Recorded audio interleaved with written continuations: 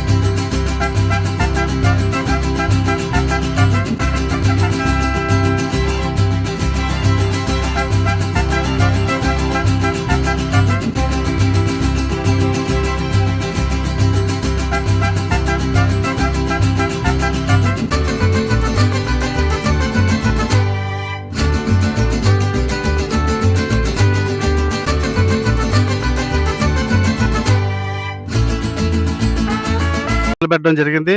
ఆ రోజున అమ్మవారిని ఊరేగింపుగా ప్రదర్శన మొత్తం నర్సయాగ్రహం అంతా కూడా ప్రదర్శించి ఆ రోజు అత్యంత వైభవతంగా ఊరేగింపు జరగడం జరిగింది. తర్వాత ఈ రోజున అమ్మవారికి తరపున మొత్తం అన్నదాన కార్యక్రమం చేపట్టడం జరిగింది. అదేవిధంగా శ్రీ శ్రీ పుంతల ముసలమ్మ వారి వైభవం ఎంత వైభవంగా ఉంటుందంటే స్థానిక మన నాయి బ్రాహ్మణుల పెద్దలు కానీ యువకులు కానీ అందరూ కూడా 38 సంవత్సరాల నుంచి ఎంతో అత్యంత వైభవంగా ఈ జాతర జరపడం చాలా అభినందదగ్గ విషయం. తెలుగుదనం ఉట్టుబడేలాగా ఉగాది రోజున ఈ కార్యక్రమం చేయడం ఎంతో ఆనందదాయకం. మనం పాశ్చాత్య దేశాల సంస్కృతి డిసెంబర్ 31 అలవాటు పడి అసలు ఉగాది అంటే ఏంటో మర్చిపోయిన నేటి యువతకు ఇటువంటి కార్యక్రమాలు చేయడం ఎంతో స్ఫూర్తినిస్తుంది. అందుచేత ప్రతి ఒళ్ళు కూడా మన తెలుగుదాన్ని ఉట్టుబడేలాగా ఉగాది సంవత్సరం ఉగాది నుంచి ఈ కార్యక్రమాలు అందరూ కూడా చేపట్టి రాబోయే రోజుల్లో ఈ పుంతల మహోత్సవం ఉత్సవాలని మరింత అత్యంత వైభవంగా అదేవిధంగా గుడి కూడా పెద్ద గుడి చేయడానికి సంకల్పించారు. ఆ సంకల్పం కూడా ఆ అమ్మవారి దయ వల్ల అవి వైభవంతంగా జరిగి మరింత ఉత్సవాలు నెక్స్ట్ జరిగే ఉగాదికి ఉత్సవాలు మరింత వైభవంతంగా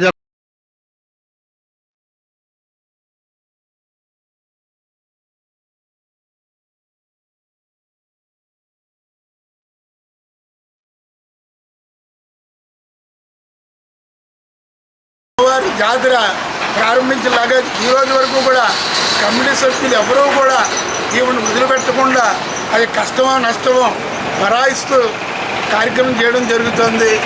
ఈ రోజున ఇక్కడ జరిగేటువంటి అన్న సమారాధన మినిమం ఒక 5,000 మందికి అన్నదానం జరుగుతుంది.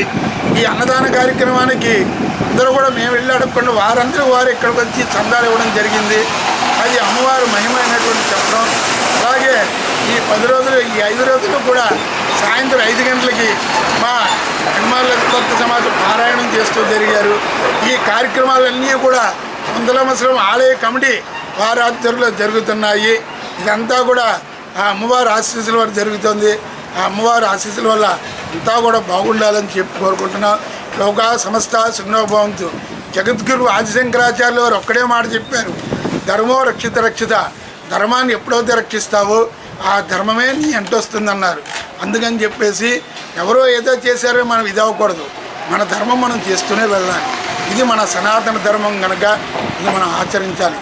జై శ్రీరామ్, జై శ్రీమాత్రే నమః.